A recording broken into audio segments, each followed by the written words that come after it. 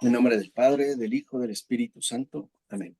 Dios te salve María, llena eres de gracia, el Señor es contigo. Bendita eres entre todas las mujeres y bendito es el fruto de tu vientre Jesús. Santa María, María, Madre de Madre de Dios, Dios, ruega por ruega por nosotros los nosotros, pecadores, ahora y en y la en la hora de hora de nuestra nuestra muerte. muerte. Amén. Amén. Gloria al Padre, gloria al Hijo y gloria al Espíritu Santo, como era en un Como era en el principio, ahora y principio, ahora y siempre, por siempre, y los por los siglos de siglos de los los siglos. siglos. Amén. Amén. Ave María Purísima, sin Sin pecado pecado concebida. concebida. En nombre del Padre, del Hijo, del Espíritu Santo. Amén. Fíjense qué observación tan interesante hace Manuel Munier en una carta que escribe el 13 de enero de 1940 a un amigo suyo. Y le dice, ya vuelvo a encontrar el secreto para llenar las horas más mediocres. Fíjense, esta simple expresión, ¿no? Llenar las horas más mediocres, creo que nos puede resultar a nosotros en extremo familiar. En primer lugar, porque a veces podemos llegar a sentir que nuestra vida es eso, mediocridad, que lo que hacemos es irrelevante, que no tiene como mucha importancia, incluso que es insignificante, ¿no? Como si estuviera llamado a hacer cosas más destacadas, más sobresalientes, más reconocidas o en definitiva, pues mucho más importantes. Y Mounier, un laico también, reconoce que en efecto hay horas llenas de mediocridad, ¿no? Las horas más mediocres. Y dice, el secreto para entender su sentido depende de dos factores. El primero, en no negar la propia mediocridad del mundo. Es decir, el propio mundo, pues, tiene una buena dosis de mediocridad, ¿sí? Que también es inseparable de la mediocridad más o menos relevante que cada uno de nosotros puede llegar a poseer, ¿sí? Y esto creo que es fundamental porque a veces como que suponemos que debemos hacer del mundo mismo en el que vivimos algo siempre agradable, algo siempre, vamos a decirlo así, positivo, ¿no? Donde a veces uno dice, bueno, pues hay que verle el lado bueno a las cosas, ¿no? Y no es así. Por eso uno se frustra. Hay que reconocer que en este mundo, en esta vida, como dice Emmanuel Mounier, a veces nos vamos a ver como inundados por esta marea de mierda, ¿no? Que parece, pues, abundar en todos lados. Entonces, número uno, no tener miedo ni sentirnos extrañados ante esas horas más mediocres que podemos llegar, ¿no? A experimentar. Y que incluso, como dice Emmanuel Mounier, también debemos comprender que se trata de una participación real en este mundo. Es decir, nosotros, pues, vamos a experimentar este mundo en su entereza, no solo una parte, vamos a decirlo así, no solo pues lo agradable, también en definitiva nos tendremos que topar tarde o temprano con lo desagradable. Uh-huh. Y más aún, dice Mounier, en una cultura, la cultura del siglo XX, a la cual nosotros también pertenecemos, ¿no? Una cultura que en efecto parece empeñada en promover la mediocridad. Entonces, aquí hay una gran luz, porque lo que reconoce Manuel Muñoz, y creo que nos puede ser de mucho consuelo a nosotros, es que dice, las horas más mediocres de nuestra existencia, esos días pesados, esos días que parecen como vacíos, irrelevantes o excesivamente pobres, es quizá, dice Muñoz, la ofrenda propia que se nos pide a nosotros en el mundo actual. Y esto es muy importante de entender, porque a veces suponemos que tenemos que llevar a cabo obras sobresalientes o que nuestra vida debe de ser excesivamente interesante y novedosa. Esto ha sido promovido con fuerza a través del uso intensivo de las redes sociales. Por ejemplo, si uno le echa un ojito al Instagram, por mencionar una de estas redes, parece que muchas vidas están llenas de aventuras, ¿no? De emociones extremas y siempre como de retos diferentes. Y cuando uno ve su propia vida, pues a veces experimenta como ese vacío o esa mediocridad. Me levanto a tal hora, por ejemplo, no sé, supongo, ¿no? En el caso de Hilda, Olivia o Marisol o cualquiera, o nosotros, ¿no? Me levanto temprano, hago el desayuno, pongo el lunch, llevo a los niños a la escuela, regreso, me apuro, me baño, hago la comida, hago el quehacer o hago esta otra actividad, después regreso a cenar y ya terminé agotada y parece que no fuera importante lo que en realidad estoy realizando. Y dice Meunier, eso es falso, porque a lo que nosotros se nos pide que ofrezcamos, en este caso al Señor, es justo las actividades que estamos llamados a realizar y que de hecho estamos haciendo. O sea, el Señor no me pide algo distinto a lo que ya hago, incluso sintiendo o de alguna manera experimentando, ¿no? La irrelevancia o la insignificancia de mi vida diaria, ¿no? De la vida de todos los días, en el día a día. A veces por eso uno quiere salir, vamos aunque sea al parque o vamos a hacer un picnic o vámonos de vacaciones, ¿no? Quisiéramos salir corriendo de la rutina establecida, ¿no? Y nos darían ganas de hacer cosas excepcionales. Pero en realidad, como dice Manuel Munier, esas horas excepcionales son eso, excepciones. Y a nosotros no se nos pide lo excepcional, se nos pide lo ordinario que nos corresponde. ¿Se entiende? Esto es de verdad muy importante porque si no, a veces podemos decaer. Por ejemplo, en el caso personal, a veces me entristezco mucho porque siento que mi vida es excesivamente mediocre, monótona, aburrida y gris. Trabajo y trabajo y trabajo para pagar, pagar, pagar. Y no logro saldar mis deudas. No me alcanza. Y trabajo, trabajo, trabajo y pagar, pagar, pagar. Trabajo, trabajo, trabajo y pagar, pagar, pagar.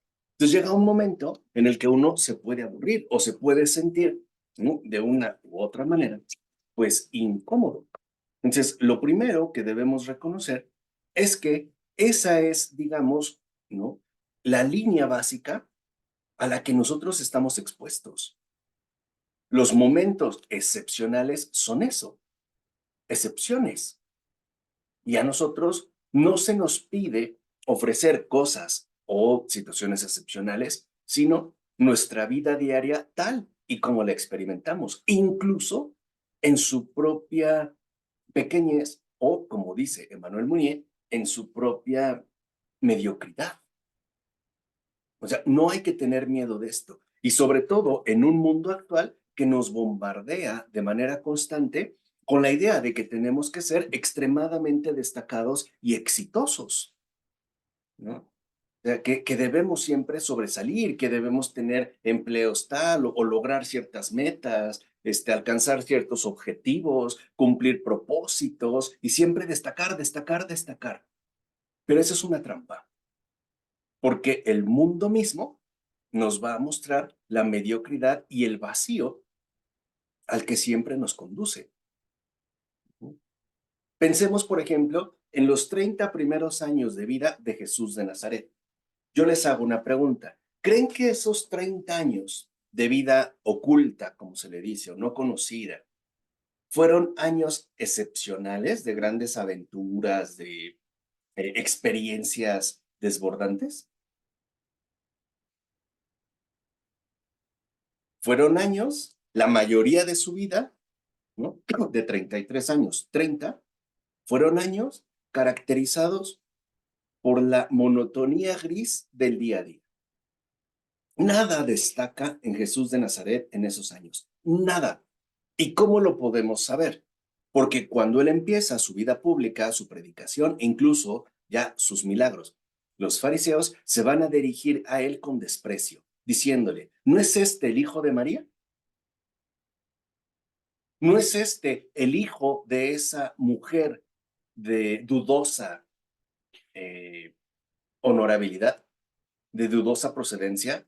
Porque acuérdense, en ese pueblo pequeño de Nazaret habían sabido que la Virgen estaba embarazada sin haber consumado el matrimonio con José, mientras era prometida. Incluso van a decir, ¿no es este el hijo de José? Es decir, ¿qué hemos visto en él? Nada. Vimos un niño de lo más ordinario, un joven de lo más ordinario, incluso, ¿no?, un adulto joven de lo más común y de lo más normal. No hay nada ciertamente eh, llamativo, ¿no? Entonces, creo que una de las cosas que también debemos aprender es a no desanimarnos por esas rutinas áridas y mediocres de las que solemos participar, porque de hecho eso es lo normal. Eso es lo normal. O sea, no tenemos por qué aferrarnos a una vida espectacular que no se logra y que más bien como que nos frustra, ¿no? Y nos decepciona. Quisiéramos hacer cosas diferentes. Eso no significa que tenemos que ser conformistas, no. Significa que nuestra propia rutina de vida, pues sí, está cargada y mucho, ¿no?, de momentos para nada destacados. Incluso, como nosotros decimos, de rutinas. Pero, como dice eh, Emmanuel Mounier, debemos reconocer que en esos momentos para nada brillantes, más bien opacos, rutinarios, ¿no?, solemos sentir el peso de la mediocridad. Pero ojo, no es la mediocridad de uno mismo, es la mediocridad del mundo. Por eso la gente se harta. Por ejemplo, aun cuando nos guste mucho el trabajo que desempeñamos o la labor que hacemos, también nos aburre, ¿o no? O sea, lo hacemos con gusto, pero de repente uno se harta, ¿no? Por ejemplo, cocinar todos los días, uno se harta, por eso a veces las mamás, ¿no?, las mujeres que cocinan el fin de semana dicen, ay, no, el domingo yo no cocino, a ver qué comemos, compramos, o hay, se hacen una sopa marucha, bueno, una sopa instantánea y se acabó, ¿no? Yo no hago nada, porque aburre. Lo mismo, o sea, en todo lo que hacemos, ¿no? Esa especie como de vacío, como de sinsentido, como de malestar, no se debe a que sea insignificante nuestra vida, se debe a que el mundo es así. Es decir, se debe a que el mundo es justamente el que está saturado de esa mediocridad. Y dice Mounier, es común que en esos momentos de fastidio, incluso de hartazgo, todas nuestras felicidades, próximas o lejanas, desaparezcan. Porque el peso de la mediocridad de este mundo es inmenso. Al final, humanamente, todo nos aburre, aunque nos encante algo. Uno se cansa de trabajar, uno se cansa incluso de amar, uno se cansa de servir, uno se cansa de la paternidad, uno se cansa de la maternidad y a veces tenemos ganas, y no creo que sea el único en este caso, de mandar todo al carajo. Ya, o sea, ya me cansó, ya me harté, ¿no? Pero eso es normal. Es decir, es ciertamente un episodio, ¿no?, donde experimentamos a veces de manera bastante intensa la mediocridad de este mundo. No obstante, como le dice Emmanuel Mounier a su esposa, también debemos reconocer que aún en esas horas pálidas o aún en esos momentos secos, hay algo que está reverdeciendo. Hay algo que nosotros no captamos, pero que sí podemos nosotros asumir en términos de una esperanza renovada. Y dice Emmanuel Mounier, de tal forma que en todo caso siempre podemos salir más enriquecidos. Fíjense cómo lo dice. Dice, por supuesto, a veces vendrán momentos como que nos reaniman o habrá momentos donde caiga la desgracia. No lo sabemos, pero algo es definitiva, algo es definitivo. Más enriquecidos sí saldremos de ahí. Con más desgracias o con más dichas. No importa, con dicha o desdicha, pero algo ciertamente nos hará crecer. Y eso lo explica Emmanuel Mounier, porque su hija se está poniendo más grave. Recuerden que la hija de Emmanuel Mounier está internada con meningitis. Ya no puede hablar, no hay buenas probabilidades, los pronósticos son cada vez más negativos y le dice a su esposa que si se llega a dar la curación de su hija, llamada Francisca, dice Emmanuel Mounier, no supongamos que solo dependemos de esa curación para estar bien, sino que la invita, en este caso a su esposa, a crecer mucho más en la fe. Porque si su hija se cura, claro que se verán enriquecidos en su experiencia de vida, pero si su hija fallece, también, con una desdicha, es verdad, pero al final eso forma parte de todo como el tejido de su existencia y más aún como matrimonio, ¿no? Entonces, ¿qué es aquí lo que está de por medio? Y eso es algo que a nosotros nos cuesta asimilar. Estamos llamados a no rechazar nada del entramado con el que se va tejiendo nuestra entera existencia. Es decir, no debemos de ser en este caso selectivos. No solo me puedo quedar con lo bueno, porque lo desagradable también forma parte de mi recorrido. Y lo que importa ciertamente es, ¿no?, el conjunto. No solo quedarme con ciertos aspectos que me resulten agradables, sino simple y sencillamente, ¿no?, con todo aquello que en definitiva ha formado parte de mi experiencia personal. Es decir, aquí Emmanuel Mounier nos invita, por un lado, a reconciliarnos con la realidad tal y como se presenta en toda su dimensión. Y en segunda, a no estar obsesionados con una vida meramente positiva que en realidad no existe. Si, por ejemplo, alguien solo quisiera como limitarse a los buenos momentos, pues sería profundamente desdichado. Los hay buenos momentos, pero también hay malos momentos. Incluso podemos decir, hay muy malos momentos. Pero todo esto forma parte de nuestro recorrido de vida. No podemos amputar, ¿no?, o cortar nuestra propia historia, ¿no? Es lo que dice Manuel Muñiz. Tenemos que aprender a mirar de frente lo que en efecto se nos va presentando. Por eso vean lo que dice Munier. Yo lo que sostengo, por tanto, es que en lugar de educar a los niños y niñas para una vida normalmente feliz, hay que cristianizarlos con algunas virtudes y trucos de Cuaresma. Es decir, hay que cristianizarlos, o sea, prepararles para una vida, ¿no?, de sufrimiento y mediocridad que debe ser incansablemente transformada en alegría, se logre o no se logre. Y ese es el secreto. Esa es la clave. Lo que habíamos dicho, la transfiguración del dolor. El dolor se presenta, pero no significa que tiene que quedarse así. Puede ser ciertamente transfigurado, y eso es lo cristiano. Por ejemplo, cuando nosotros nos volvemos excesivamente positivos con las generaciones más jóvenes, los estamos engañando y los estamos exponiendo a que tarde o temprano la realidad les va a tirar sus sueños que no tienen fundamento y por ende van a caer en depresión, van a caer en desánimo, e incluso es muy frecuente que aparezca la tenebrosa ideación suicida, ¿no? Si yo quiero educar a los niños para que siempre sean exitosos, ¿qué pasa, por ejemplo, cuando se topen con el fracaso? Pensemos en nuestra vida diaria, o sea, en nuestra vida diaria, con toda honestidad, no siempre las cosas salen bien. A veces salen mal y muy mal, y por mucho empeño que yo ponga. O sea, yo puedo poner mucho empeño en agradar a otra persona y no lo logro.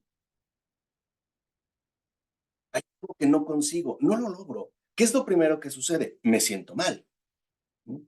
Me siento a lo mejor decepcionado, me siento triste, vamos a decirlo así. Pero la verdad es que no siempre obtenemos resultados positivos. O sea, lo normal es que haya de todo en este mundo. Buenos momentos, malos momentos, ¿no? Momentos de dicha, momentos de desdicha, que tengamos profundas alegrías y también que tengamos profundas tristezas. Por eso nuestra fe, la fe real, nunca es estática, nunca es lineal, a menos de que esté muerta, como esos aparatos médicos donde miden el pulso cardíaco, ¿no? El ritmo cardíaco, que cuando fallece se queda la línea, ¿han visto? Está ti, ti, y de repente ti. Bueno, si nuestro ritmo de fe es lineal, es porque está muerta, ¿eh? O por lo menos muy agonizante. No, nuestra vida de fe es igualmente dinámica. ¿Qué quiere decir? Que a veces tendremos una vida de fe alegre y a veces una vida de fe triste. A veces tendremos una vida de fe desbordada de ánimo y a veces una vida de fe decaída. A veces tendremos, ¿no? Una fe incansable y a veces una fe cansada. Pero es así, o sea, no siempre queramos que las cosas se presenten o se den del mismo modo, porque la vida misma no es así. ¿Qué es lo que sí debemos hacer? Ciertamente, ¿no? Dice Emmanuel Mounier. Primero, no negar las cosas tal y como éstas se presentan. Eso es lo primero. Hay cosas que en definitiva no me agradan o me pueden resultar sumamente dolorosas, ¿no? Dice Manuel Munier, ok, de acuerdo, pero ¿en qué consiste transfigurar, digamos, esos malos momentos? Uno, en aceptarlos tal y como son. Y dos, reconociendo que esos momentos no van a ser algo permanente. Es algo que insistía, por ejemplo, Santa Teresa de Jesús. Todo pasa, nada permanece, solo Dios basta. Porque a veces no sé si han tenido, como personas de fe, la tentación de suponer que Dios siempre me quiere con una fe firme, que no se doblega y con una buena cara, como que siempre debo de dar mi mejor cara, ¿no? Como decimos. Pero es que a veces no se puede. Si he tenido una serie de conflictos difíciles, problemas, situaciones complicadas, ¿cómo me voy a presentar sinceramente ante Jesús con mi mejor cara? Me presento como estoy. Si estoy quebrado, estoy quebrado. Si estoy enojado, estoy enojado. Si estoy consolado, consolado. Si estoy desconsolado, desconsolado. Pero ya no me altero, porque lo reconozco como un aspecto más de toda mi experiencia de vida. ¿Se entiende esto? Eso es muy importante. Es decir, no pensemos, como yo les había dicho en una ocasión, pues que estamos fallando. Todos humanamente tenemos límites. Todos nos cansamos. Todos. Hay un librito, bueno, pero ese sí está muy filosófico, pero igual no las minimizo, ni minimizo Edgardo, que se llama Del cansancio, de Jean-Louis Chrétien, un filósofo católico. Pero él trata este asunto y dice es que el mundo es cansancio. O sea, cuando uno dice ya me cansé, como que lo vemos como una especie de fracaso, ¿no? Como si yo tuviera, como si me estuviera prohibido experimentar mi debilidad o mi cansancio. Y algo que demuestra Jean-Louis Chrétien, fíjense, me acordé de ese libro que tiene tiempo que lo leí, así se llama Del cansancio, Jean-Louis Chrétien, decía este filósofo católico, pero es que en realidad, si uno lo piensa, el mundo es cansancio, todo nos cansa. Es más, dice en una de las frases hermosas de ese libro, dice Jean-Louis Chrétien, de hecho nacimos cansados y terminamos cansados, ¿no? Ya empezamos cansados. Pero a veces uno pareciera que no tiene ese derecho a cansarse. Sí, sí lo tenemos, porque seamos honestos, la vida en este mundo es pesada, ¿sí o no? Hay una canción mexicana que dice algo muy cierto, hasta la miel amarga, ¿no? ¿Quién se puede volver súper fan, por ejemplo, de la carnita asada de Monterrey, que es espectacular? Y me consta, porque probé la original en casa de Hilda, con su gran generosidad, y le preparó a su esposo, estaba su suegra y su hijo, ¿no? Pero si eso comieras diario, 3 veces al día, te cansaría. Hay que ir por el chicharrón de las Ramos, ¿no? Insisto, hay que tener una variedad. Pero la vida aquí es pesada. Uno se cansa. Y una veces puede llegar a experimentar que en definitiva, ¿no? No podemos más. Y está bien. O sea, no tengamos miedo a nuestros límites y tampoco tengamos miedo a experimentar en carne propia pues, nuestras debilidades. Porque hay cosas que yo quisiera, pero a lo mejor en este momento no puedo. Por ejemplo, a lo mejor quisiera animar más a otra persona, pero quizá en este momento puntual no puedo. No está mal. O sea, al Señor, vamos a decirlo así, le ofrezco mis potencias, pero también mis impotencias. Al Señor le ofrezco lo que hago, pero también lo que no he podido hacer. Y el Señor no me reclama, no me reprocha. Nunca el Señor me pide más de lo que está a mi alcance. Cuando nosotros pensamos que sí, empezamos a experimentar lo que yo llamo el efecto liga. ¿Ubicas, Elizabeth y Clara, la palabra liga o Edgardo? No, me imaginé. La liga es esta especie como de caucho que se utiliza, que se estira y lo puedes usar para amarrar una bolsa o luego se pone en el cabello, una liga, ¿no? De goma que se estira. Bueno, Liga, liga. ¿amandé? Una liga, ¿no? Liga. Es que se escuchó como lija, No, liga, con G, liga. liga. Ujú. Y en Colombia, ¿cómo le dicen, Elizabeth? El audio.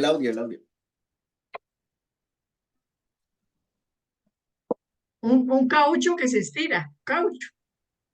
Ah, un caucho, exacto, un caucho, una bomba. Bueno, miren, cuando nosotros no aceptamos también las impotencias, experimentamos el efecto liga-caucho. Me empiezo a estirar, a estirar, a estirar. ¿Y qué pasa cuando el caucho o la liga ya no soporta más? Se revienta. De hecho, si se han fijado en un caucho al estirarlo, una liga, se empieza a fisurar, ¿no? Y lo mismo nos sucede a nosotros.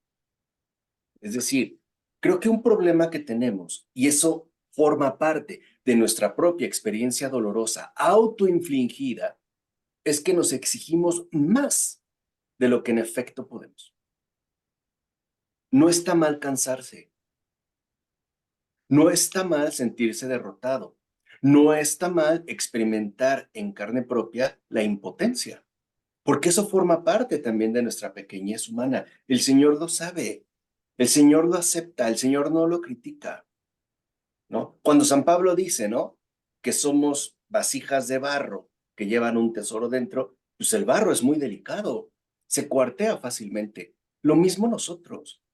Entonces no tenemos que sobreexigirnos algo que en definitiva no me es posible. ¿Esto qué quiere decir? Voy, Elizabeth. ¿Qué quiere decir? Que si ahorita me siento triste, pues si estoy triste ya no le doy más vuelta. Es lo que te quería decir en el mensaje, Hilda. ¿Estoy triste? Pues sí, estoy triste, no pasa nada. Hago mis cosas tristemente, por decirlo de esta manera. Estoy alegre, pues hago mis cosas alegremente. Estoy cansado, pues hago lo que puedo cansadamente, sin miedo. ¿Qué pasó, Elizabeth? A mí me parece que hemos sido educados tal vez de una manera equivocada, porque si nosotros estamos trabajando, se nos obliga y si estamos trabajando y tenemos un problema familiar, entonces se nos obliga a dejar el problema en la casa y a, y a demostrar una cara diferente de ánimo frente a lo que nos corresponde hacer. Ujú. Hay un dicho, no suena muy agradable al oído, pero cuando una persona tiene hambre, por ejemplo, aquí se escucha mucho decir que si uno ha tomado agua de panela, agua con panela, Sí. tiene que Perdón, más erutar. perdón. La panela es como el piloncillo de aquí. Es el azúcar. Este bloque de Ah, ok, azúcar, café. sí. Aquí se llama piloncillo. Ajá. Entonces, que si uno ha tomado agua de panela, tiene que erutar pollo, algo Ajá. así. Entonces, fuimos educados equivocadamente porque tenemos que mostrar ante los demás una cara que no corresponde a la realidad interior que tengo. Exactamente. Y esa mala educación, esa deformación, no es cristiana. No tiene nada que ver con Cristo. Cristo, ante la tumba de Lázaro, llora. No se aguanta, no se hace el fuerte, no ríe, no les dice, ay, no pasa nada, hombre, porque están llorando, ahorita lo revivo. No, porque sabe que en efecto humanamente nos quebrantamos. A ver, Jesús no se cansó. No, el Evangelio es explícito diciendo, ¿no? Y Jesús cansado, por ejemplo, cuando está con la mujer de Betania, ¿no decía que Jesús se cansó y se sentó? Jesús también experimenta el cansancio. Es decir, eso nos demuestra que se hizo verdaderamente humano.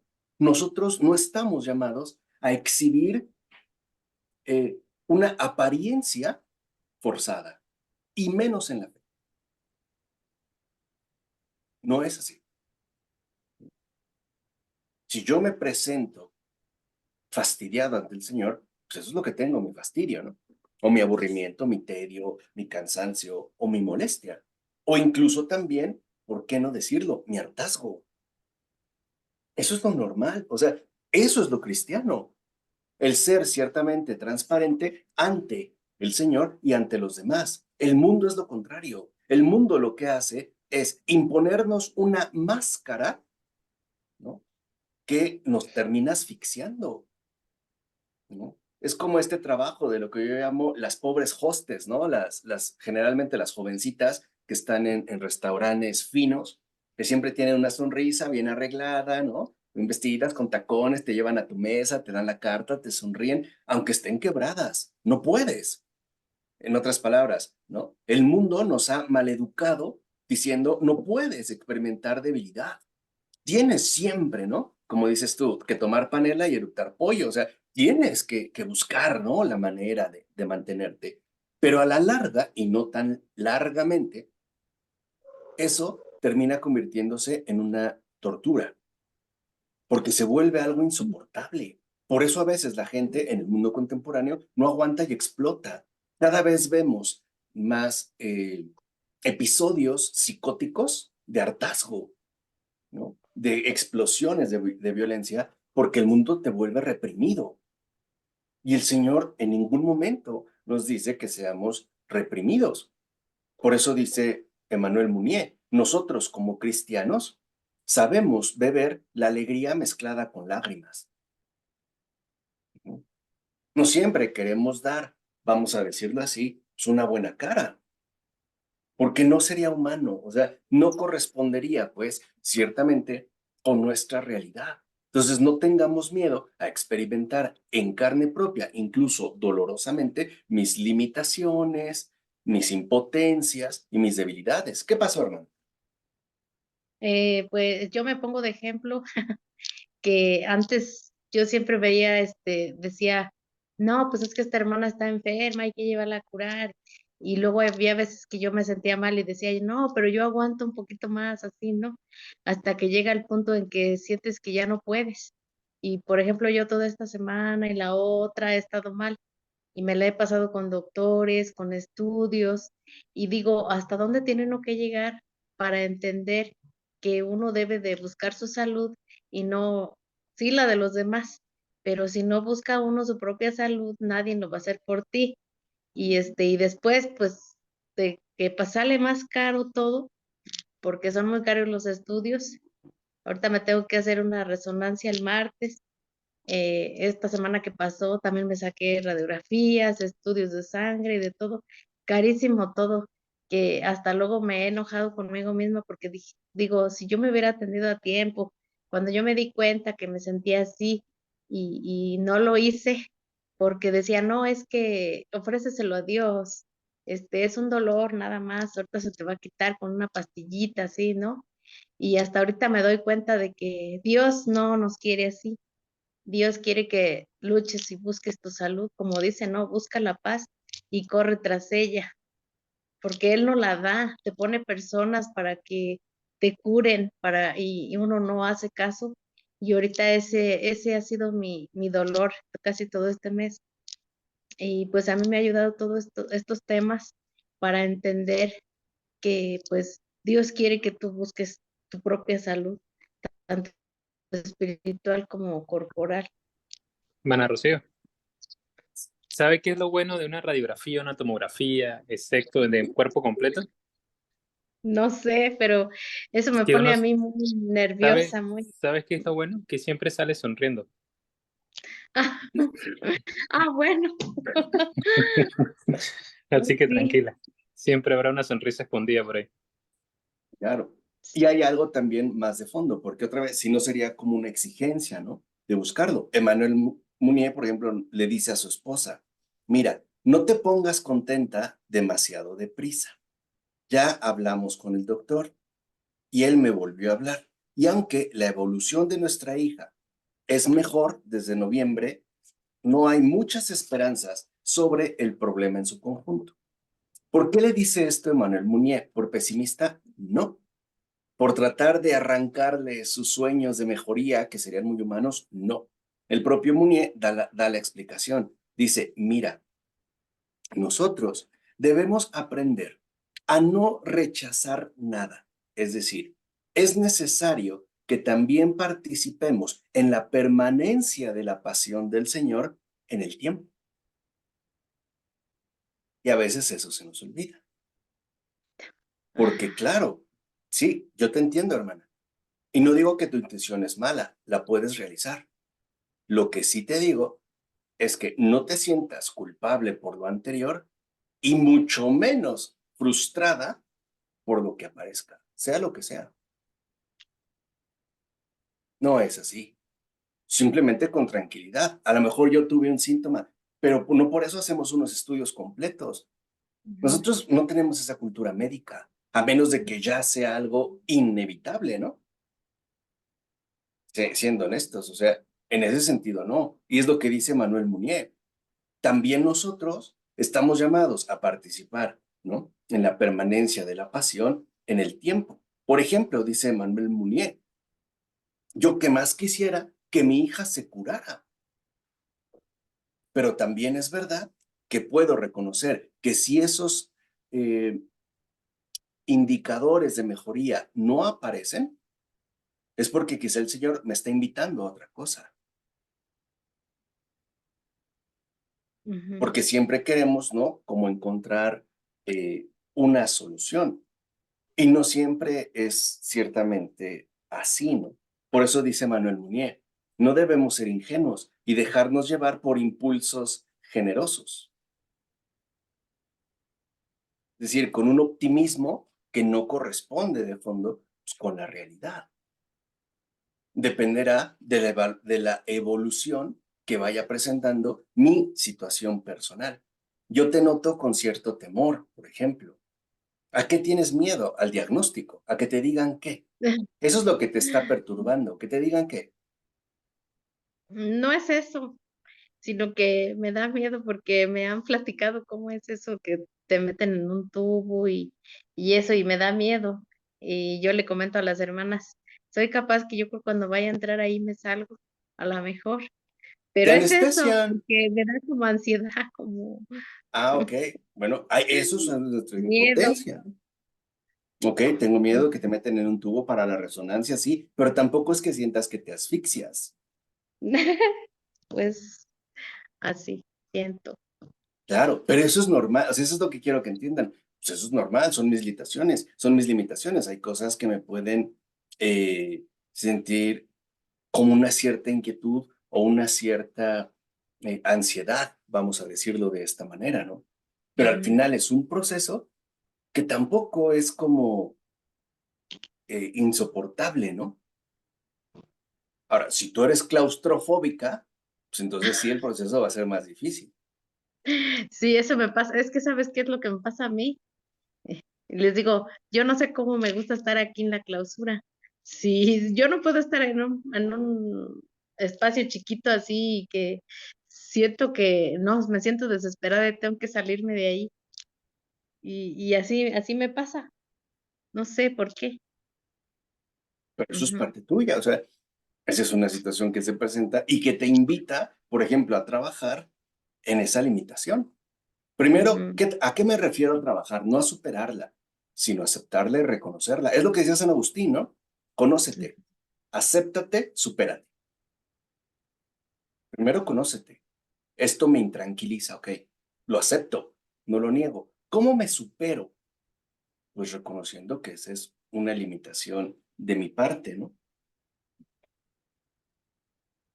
Es decir, a veces también podemos experimentar una inquietud interior.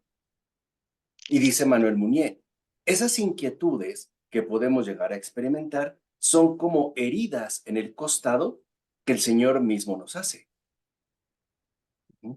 Y que en efecto pues no van a resultar ciertamente agradables. Pero debemos ver, ¿no? De qué forma, por ejemplo, en este caso el Señor, pues nos va configurando. Dice Manuel Munier, yo veo a mi niña, ¿no? Ya no habla, no reconoce, veo a una niña herida que me invita a descubrir una imagen escondida más allá del tiempo. Es decir, Emmanuel Munier se da cuenta de que la situación difícil que está atravesando su hija, que ya lleva tiempo hospitalizada, no es una fatalidad médica, o sea, no es un problema de salud, es también una obra de Dios, la está esculpiendo para la eternidad, aunque nosotros no entendamos. Está viendo su obra y dice Manuel Munier, a estas alturas reconozco que el Señor solo me pide contemplar su obrar, no intervenir. Yo recuerdo una experiencia de Adrienne von Speyer, esta gran mística del siglo XX, compañera de misión de Hans-Urs von Balthasar. Ella, cuando ya se bautizó, recibió gracias extraordinarias, se ve en sus textos, ¿no? En su propia vida. Ella era médico y atendía a muchos pobres. Ella tenía también, digamos, el don de la intercesión, ya en vida, ¿no? De pedir por alguien. Y en una ocasión que está atendiendo, le llevan una mujer desesperada a un niño pequeñito, un bebé, prácticamente un bebé.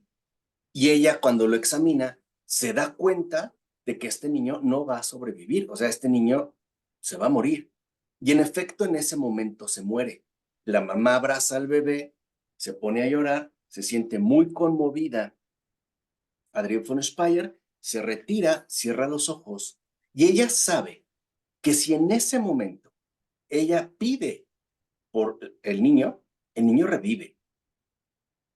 Pero antes de pedirlo, le pregunta al Señor, ¿y tú quieres?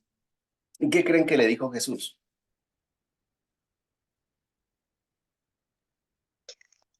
¿Qué creen que le respondió? No. No. Y Adrienne von Speyer se cayó, volvió con la mamá y no le dijo nada. Este tipo de obrar nosotros no lo entendemos, pero hay una obra mayor que nos sobrepasa. Y eso es justamente lo que empieza a contemplar en el caso de su hija, Manuel Munier. Porque si no, a veces nosotros nos dejamos llevar por impulsos generosos que no son, digamos, malos, pero sí pueden ser inconvenientes a la vista de la obra que Dios mismo está realizando. Por ejemplo, dice Manuel Munier, ahora que veo con atención a mi muchachita, no veo un cuerpo disfuncional, un pedazo de carne hundido no se sabe dónde, una vida accidentada. No, lo que estoy viendo ahora es algo que nos sobrepasa a todos, especialmente a ti, dirigiéndose a su esposa, y a mí. Es una infinitud de misterio. Es decir, ahí hay un misterio. Y eso es algo que hemos olvidado. Incluso en la enfermedad, en el quebranto, en la muerte, el Señor no desaparece. De hecho, dice Manuel Munier, ahora que veo a mi niña, veo una hostia viva. Estoy viendo ciertamente una hostia. Me dice, claro, esto duele, pero al mismo tiempo, esa es la alegría con lágrimas, al mismo tiempo algo me consuela. No es la enfermedad la que la está matando, es Dios. De una forma que a nosotros nos puede resultar escandalosa, ¿no? Por eso le dice a su esposa, mira, si no hacemos más que sufrir, aguantar, soportar, etcétera, no vamos a resistir y vamos a fallar en lo que se nos ha pedido. De la mañana a la tarde, no pensemos en este mal como algo que se nos quita, sino como algo que nosotros damos. Porque también le dice Manuel Munía a su esposa, en esta niña, Cristo está entre nosotros. ¿O no es Cristo el sufriente? También Cristo el que está configurando de esa manera. Por ejemplo, a esa niña, Francisca, le dice a su esposa, mira, hay días que nos pueden resultar aplastantes por el dolor, pero no olvidemos que esos días siempre van llenos de una gracia desconocida, que probablemente no entendamos en la tierra, pero sí en el cielo. Ahí sí. Entonces, esto creo que es como importante también de reconocer, porque olvidamos que al final pues, nuestra experiencia humana no tiene un solo aspecto. Es decir, no olvidemos que aún sin verlo, el Señor está obrando todo para nuestro bien y para la salvación de todos. Incluso por medios o por caminos que nosotros ni siquiera podemos llegar a sospechar. Por eso le dice a su esposa, mira bien a nuestra hija y dime qué es lo que tú ves. ¿Qué no estás viendo al final? Una niña que se está rompiendo lentamente para un amor más grande y hermoso. Ese es el misterio. Ese es ciertamente el misterio. Dice, claro, ¿qué nos queda a nosotros? Ser lo más fuerte que podamos en la plegaria, en el abandono y en la voluntad de mantenernos tranquilos en el amor de Dios. Ahí sí. Eso sí, ciertamente no nos corresponde. Incluso en esos momentos, en esos años de 1940, ya era reconocida y ya había tenido mucha fama Nuestra Señora de Lourdes en Francia. Y le dice a su esposa, mira, a veces, ¿no? Porque lo han movilizado por el inicio de la guerra. Si estuviera de civil, creo que sí haría una locura y la llevaría a Lourdes. Pero no la llevaría para exigir un milagro, ¿no? El milagro material. No, sino para ponerme en la fila de todos los que acuden a la Virgen y conocer la alegría, ¿no? De ser, digamos, aceptado en mi dolor por esa gran señora. Y no olvidarme nunca de la gratuidad de la gracia de Dios. Dice, porque hay ciertamente varios tipos de milagros. Está el milagro positivo que reconocemos, pero también está lo que Manuel Munier llama el milagro crucificante, que no nos agrada, pero no deja de ser también obra del Señor. Entonces, eso también a nosotros no se nos debe de olvidar. Acuérdense, Dios es misterio. Dios no está hecho a mi medida. Dios me desborda. Y eso es lo primero que la fe me enseña. La fe me enseña que yo no puedo entenderlo todo ni comprenderlo todo, y mucho menos calcularlo. Cuando un ser querido está enfermo, por supuesto que lo primero que queremos es que se cure. Pero lo primero que debemos querer es su bien.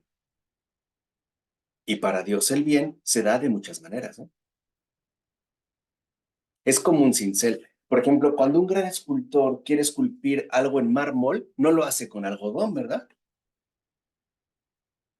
Lo hace con cincel y martillo, es decir, a golpes. Y la obra es extraordinaria.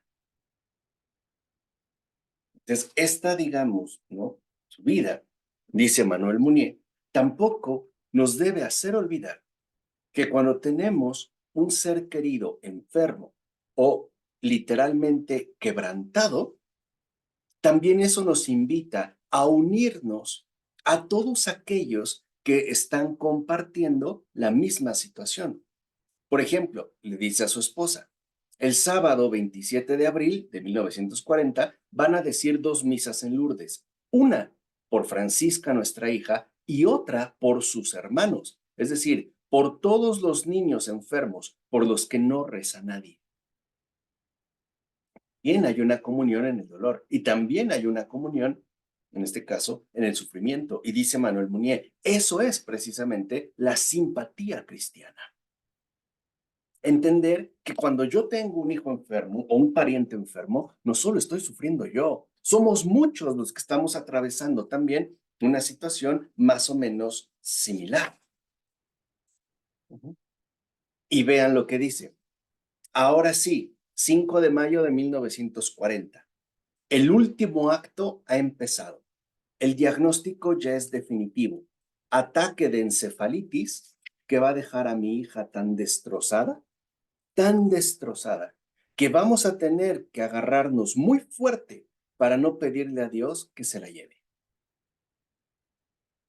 Lo que a veces hacemos. Y eso también requiere, como dice Emmanuel Munier, fortaleza. Y aquí entiende algo más profundo todavía. Dice Emmanuel Munier, ahora me doy cuenta que Francisca ya no es un indicio de recuperación, sino un eslabón fraternal, un eslabón más de la gran desgracia humana, porque el sufrimiento y el dolor no es un juego. Dice, acuérdense, ¿no? Lo que decía Emmanuel Munier, no es algo con lo que nosotros, ¿no?, podamos sentirnos cómodos, porque al final el sufrimiento humano es siempre un escándalo. No le podemos quitar nada de su dramatismo. Entonces dice Manuel Munier, también nosotros ciertamente tenemos que aprender a superar la psicología de la desgracia. O sea que a veces nuestros criterios de valoración no son ciertamente los más indicados.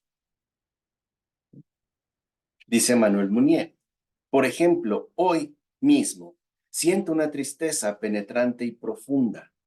Es verdad, penetrante y profunda, pero también puedo decir que nunca he conocido una plegaria más sincera que cuando le pedí a Dios por esta niña que tengo enfrente, que ya no me responde.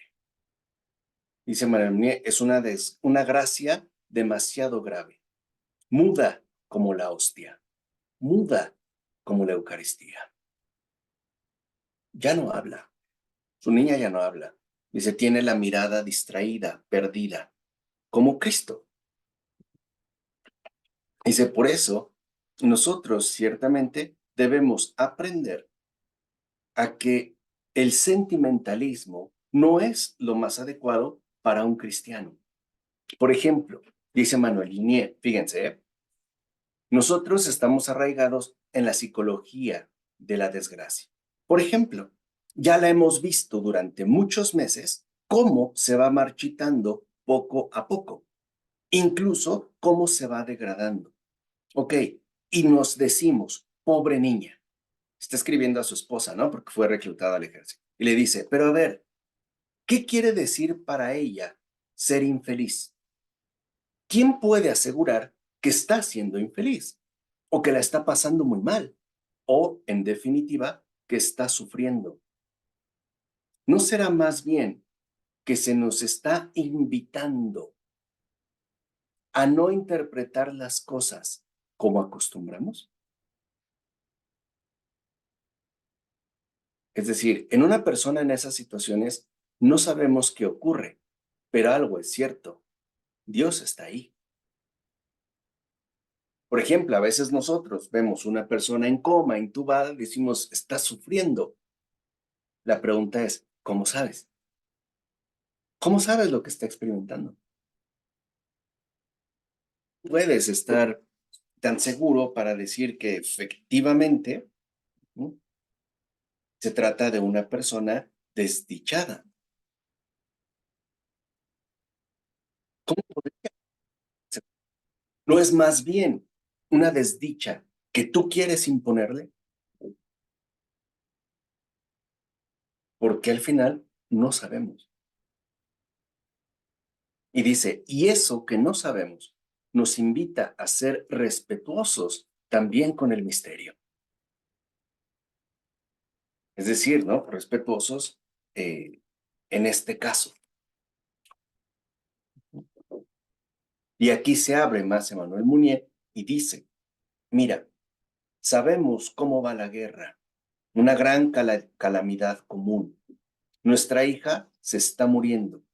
Pero ¿qué no es verdad? Que también hay muchos inocentes desgarrados, aplastados, desmembrados, inocencias pisoteadas. Esta niña, ¿no?, quebrantada, es quizá también nuestra participación en el terrible horror del momento.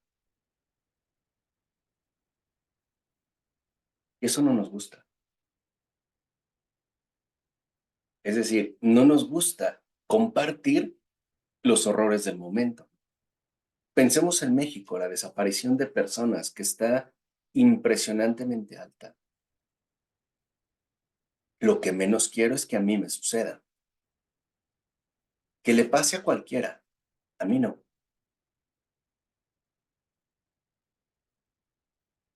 Y esa es nuestra primera tendencia, ¿no? Mientras a mí no me ocurra, no importa. Pero ¿qué pasa cuando somos alcanzados por el horror del momento? Por eso dice Emmanuel Mounier, nunca suponga o nos dejemos llevar por lo que él llama la estafa del pensamiento. Es decir, por ensoñaciones que, en definitiva, no nos van a conducir a un verdadero encuentro con la verdad. Por eso le dice, hija, claro que nosotros experimentamos dolorosamente tu situación. No queremos resignarnos. Seguimos siendo tu padre y tu madre. Pero también es verdad que no queremos acostumbrarnos a tu ausencia. ¿Qué nos queda? Darte el pan cotidiano del amor y de presencia. Crecer en la plegaria junto contigo. No negar nuestra herida, porque es por medio de esta herida como el Señor nos ha unido más a ti. Es decir, que el dolor también nos une. Y a veces lo que nos queda es esa herida, ¿o no? A veces lo que conservamos es precisamente esa herida de saber que vamos a permanecer juntos. Entonces creo que esto es también como para nosotros, ¿no? Importante de tener, de que no solo hay una comunión agradable, también hay una comunión desagradable.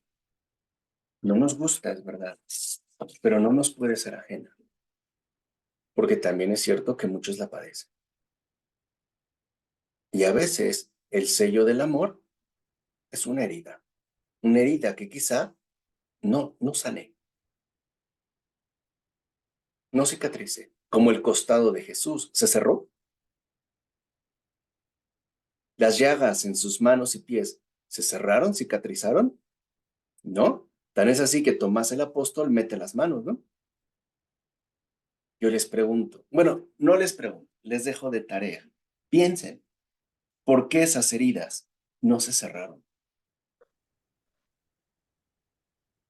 ¿Por qué permanecieron eternamente abiertas? No me respondan, piénsenlo, medítenlo. Y con sus respuestas, iniciamos el próximo viernes, que en principio sería la última clase dedicada a la cuestión del dolor. ¿De acuerdo? Solo trata de indagar por qué las heridas de Cristo en su costado, en sus manos, en sus pies, no se cerraron. ¿Por qué se quedaron abiertas? Y dejemos que el Señor nos revele su misterio, ¿no? Porque no tiene cicatrices, ¿eh? Son heridas abiertas, eternamente abiertas. Vamos a tratar de investigar por qué. ¿Preguntas, dudas, comentarios, denuncias, reclamaciones, ofensas, groserías? ¿Qué pasó, Elizabeth? Eh, Al inicio, profesor, en la primera clase, usted nos dijo que Manuel Munier había hecho o había escrito esto en base a su dolor personal. Entonces yo le pregunto, además del dolor, el sufrimiento de ver a su hija enferma, ¿tuvo otros dolores, otros sufrimientos por los que pasó? Sí, claro. Por ejemplo, el sufrimiento de la movilización, de la guerra, de ver los cadáveres, de ver familias destrozadas, viudas, y también un sufrimiento muy importante para él relacionado con la obra de su vida. Emmanuel Mounier fundó una revista que se llamaba Espíritu. Y sabía Emmanuel Mounier que esa revista era ciertamente su gran obra para sus escritos, distribuir su pensamiento e invitaba a muchos colaboradores. Y justo en el año 41, cuando regresa a Aurillac, un lugar, le avisan que la revista está prohibida. Le cerraron su revista, la prohibieron. No podía publicar, no podía editar, no podía escribir. Nada. Y dice Mounier, me entero de esto y también me doy cuenta de que mi misión era establecer los lazos con las nuevas generaciones. Ahora se me ha prohibido, pero no siento ni tristeza ni amargura, porque no dudo de que la revista Espíritu también resucitará al tercer día, como Dios lo hizo, y en la forma en que Dios quiera.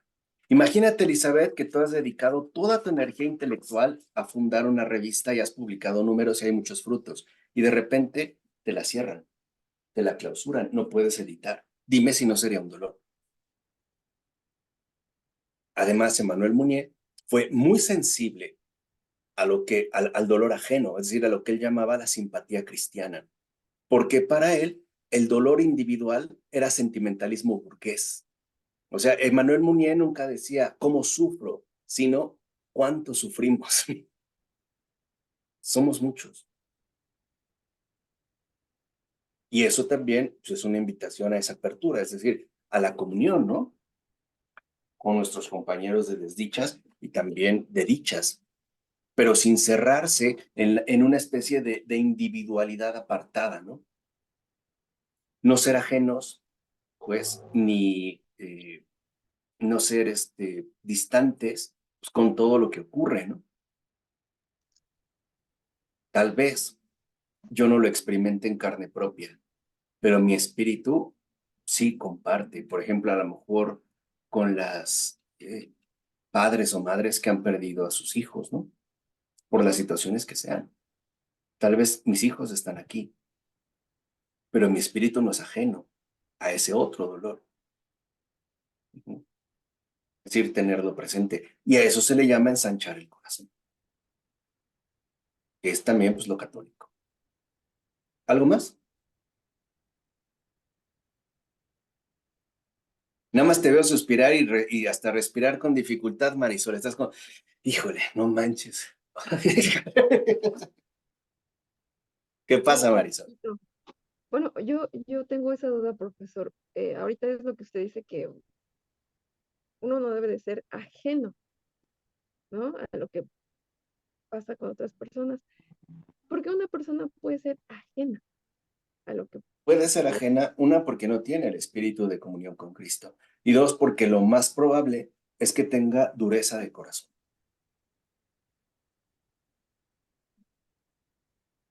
¿Y cómo Eso cambiar es. eso, profesor? ¿Mm? ¿Cómo se cambia eso? ¿Cómo se...? ¿En otra persona? Sí, o sea, hablando en general, ¿no? O sea, Bueno, depende. Si es, o sea, si es para otra persona, orando. No es algo que yo puedo quebrantar. Si sí. es en mí, pues reconociendo primero esa dureza de corazón y el hecho de que me he vuelto alérgico, ¿no? A lo que no me corresponde. O sea, no quiero saber de nada más que de lo mío. Eso generalmente es efecto de un egoísmo profundamente arraigado y eso es anticristiano. Sí, sí, sí. No quiere decir Eh, que tengamos que ser doloristas. No, no. tenemos que ser sinceros ante la complejidad del mundo, es decir, ante la realidad del mundo, y transfigurar esa tristeza en alegría, como por medio de la oración, mostrando que el sufrimiento no tiene la última palabra y que en definitiva, a pesar de lo que sea, nosotros mantenemos un corazón de carne, un corazón expuesto, como el corazón de Jesús que se dejó atravesar, se dejó tocar. Lo mismo nosotros, porque no estamos llamados a ser piedras, ¿no? Entonces el individualismo, el egoísmo, pues es algo muy arraigado en nuestra cultura contemporánea que al menos nosotros pues, tenemos que extirpar, ¿no? Ujú. Sí, profesor, Tenemos gracias. que extirpar porque el sufrimiento nunca es algo individual, siempre es algo común también, Sí. es algo en lo que estamos todos. Entonces vamos a llegar todos al cielo con cicatrices, pero vamos a llegar, o sea, no vamos a llegar intocados, ¿no? Ujú. Como sea, pero no ser indiferentes. Esa es la cuestión. ¿Vale? ¿Algo más?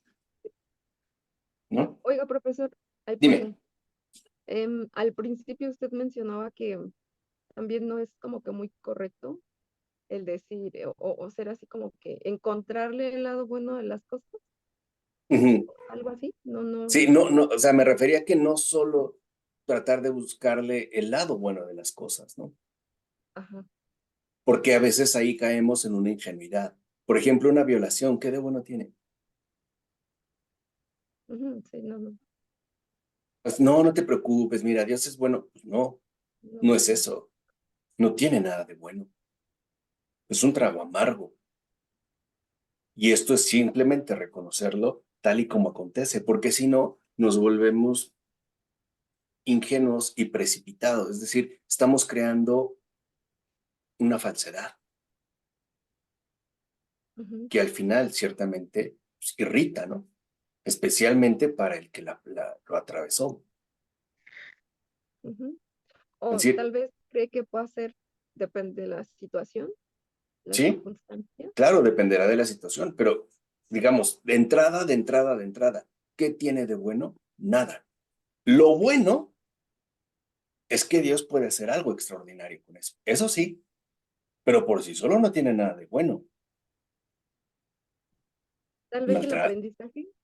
a través del aprendizaje, a través también, ¿no? De la intervención de la gracia y al final de los milagros que el Señor realiza. Por ejemplo, hace muchos años yo fui a una institución que se llamaba IRMA, Instituto Mexicano para la Recuperación de la Mujer que ha atravesado el aborto. Lo que más me sorprendió es que las colaboradoras de lo que en ese entonces se llamaba IRMA y que ayudaban a otras mujeres en esas situaciones eran personas que habían abortado. Y en lugar de volverse pro aborto, se volvieron, ¿no? Personas muy conscientes de lo que implicaba y dispuestas a ayudar a alguien más. Eso era un milagro. Sí. Eso fue gracias a Dios, no por sí solo. por ejemplo, o las personas que están en una adicción y después ayudan a otros que están en adicciones, los famosos padrinos, ¿no? Ujú. Esto sí, pero eso es por la gracia. Es decir, no es porque tenga algo de bueno eso. Sí, no. No es que haya algo bueno ahí. Es decir, no podemos ocultar, ¿no?, que hay cosas que en definitiva son, por así decirlo, indigestas, ¿no? Porque si no, vuelvo a insistir, haríamos una falsedad que no se puede sostener. Por eso a veces tachan a los creyentes de ridículos, ¿no? No, no te preocupes, Dios es bueno, Dios te ama. Después de lo que me acaban de hacer.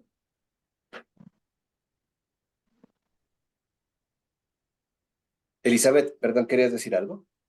Sí, profesor, me inquieta sobremanera el hecho de que cuando estamos frente al dolor, a un sufrimiento, a una tragedia, uno se descompone, uno se desgarra. ¿Qué tenía Emmanuel Munier para afrontar o hacerle frente al dolor de una manera tan madura y poderle hablar a su esposa en una manera, digamos, fría y a la vez real? ¿Qué había en él? Cristo, tomarse en serio a Cristo, aceptar a Cristo plenamente. Eso es lo que él tenía, es decir, él logra alcanzar esa madurez a partir de contemplar su hija, su vida, su situación. Murió además muy joven, ¿eh? Muy, muy joven. O sea, Emmanuel Mounier estaba, digamos, como llamada a ser una de las luminarias filosóficas de estos tiempos, ¿no? Y no fue. O sea, murió realmente joven. Tuvo igual muchos problemas, mucha persecución. Pero él lo que tuvo es a Cristo, o sea, se tomó en serio a Cristo y no quiso Emmanuel Mounier negarle nada.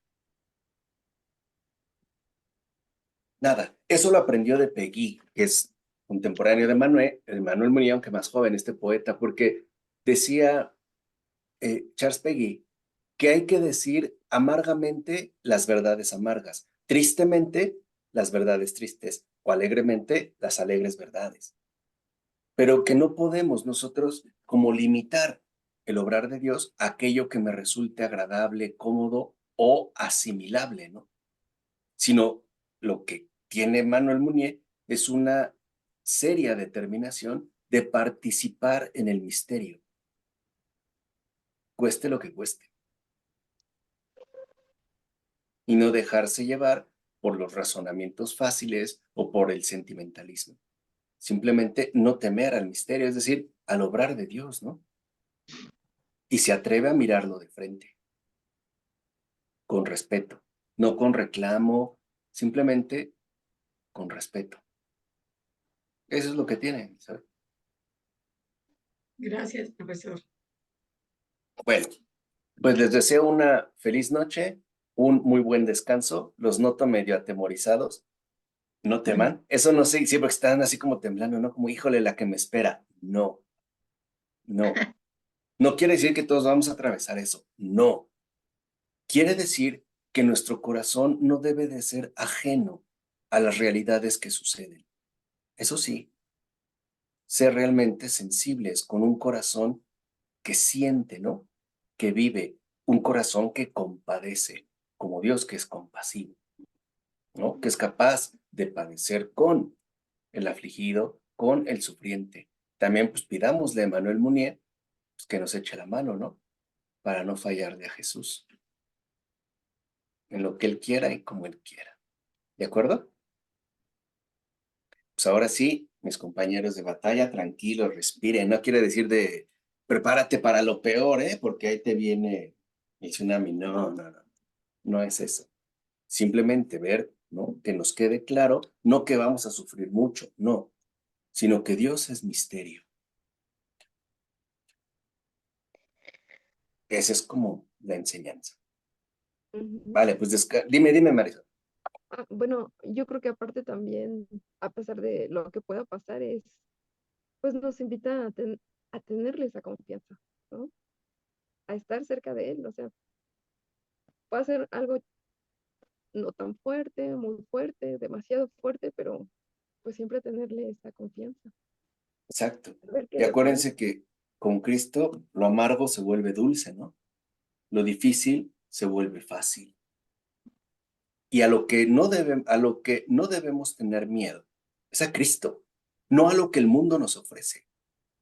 Porque, a ver, les voy a decir el secreto. Cristo está siempre presente en todo y es a Él al que debemos encontrar. Si no lo veo bien en esta enfermedad, en esta dificultad, le puedo decir, Señor, no te veo, me estoy inquietando, me estoy atemorizando, me estoy angustiando. Como jugar a las escondidas, ¿no? De niños. Jesús, estás jugando conmigo, no te veo. Que te vea, Señor, en esto. En esto concreto, que te vea. Porque en cuanto te vea, mi corazón se va a alegrar. Pase lo que pase, pero que te vea. No te veo. Y entonces sí, vendrá el consuelo. Sin Cristo, por eso decía René Girard, ¿no? Sin Cristo, este mundo es para volverse loco, ¿eh? Y es cierto. Con Cristo no. Con Cristo siempre hay luz, siempre hay consuelo, siempre hay paz, tranquilidad. ¿Vale? Bueno, pues pidamos ahora esta semana, particularmente por la hermana Rocío, para que no sienta esa inquietud del corazón y más bien lo vea como un juego, ¿no? Donde el Señor te invita a estar quietecita como momia un ratito, superando tus Marco, temores.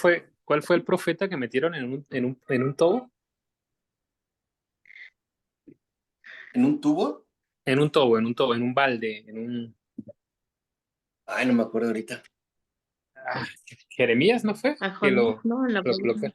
Jonás en la ballena, ¿no? No, bueno, Jonás puede ser un buen ejercicio de lo que él vivió, pero hubo otro que era que tenía que entregarse a los que lo iban a entrar a gobernar y él dijo que había que ceder y ellos querían la guerra. Entonces lo metieron en un tobo, pero al final el rey se arrepintió y lo sacó, pero estuvo siempre un tiempo ahí, una especie de balde. Voy a buscarlo, te lo paso, hermano Rocío. O San Pablo, ¿no? Cuando lo sacan de la ciudad en una canasta, ¿no? En un canasto, ahí lo van bajando. Pero ahí Escondido también lo que dijimos. para meditar. Exacto, está Cristo. ¿Vale? Pues descansen. Que Esta es pasen la buena última noche. clase, profesor. Esta es la última clase del No, el módulo. siguiente viernes. Ah, ok. Y ya después, si quieren continuar, que yo espero que sí, les planteo el tema, ¿vale? Ok, profesor, Órale. gracias. Pues descansen. Muy buena noche Lo mismo, profesor. Muchas gracias. y buen descanso. Ches. Gracias, buen descanso para Buenas todos. noches a todos. Buenas noches. Gracias.